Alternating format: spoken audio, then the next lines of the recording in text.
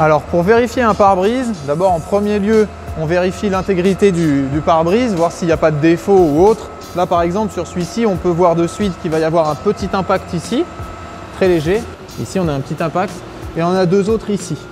Autant celui-là ne va pas être grave car il n'est pas du tout dans le champ de vision, celui-là peut être grave car il est dans le champ de vision. Après, il est assez petit, donc normalement ça devrait passer au contrôle technique.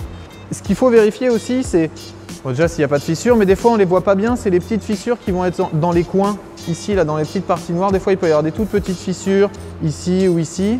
Et là le problème c'est que si le pare-brise est fissuré, ça va dépendre du contrôle technique, mais normalement, dès qu'il est fissuré, on doit changer le pare-brise. Après, il y a des tolérances si c'est plus ou moins dans le champ de vision. Mais normalement, dès que c'est fissuré, il faut changer le pare-brise. Après, on vérifie exactement la même chose au niveau des vitres. On vérifie que ça vient bien en bordure. On vérifie ici, par exemple, moi, il y a un défaut sur cette vitre. On voit qu'ici, là, l'écart n'est pas identique tout le long. Là, c'est plus large ici. Et ici, ça va être plus fin. En fait, c'est tout simplement pas la bonne vitre.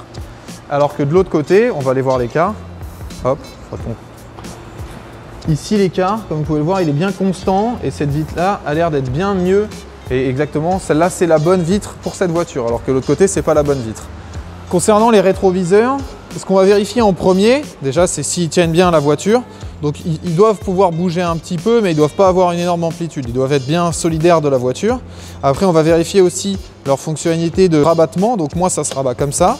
Donc là, on voit que celui-ci fonctionne très bien. La plupart des voitures se rabattent directement à l'intérieur. Et on va aussi vérifier que la vitre est nullement fissurée. Et on va voir aussi si elle tient bien en place. Donc là, elle doit pouvoir bouger un petit peu, mais elle ne doit pas, pareil, être complètement malléable. Ça ne doit pas trembler. Sinon, vous allez avoir des petits tremblements en roulant sur la route.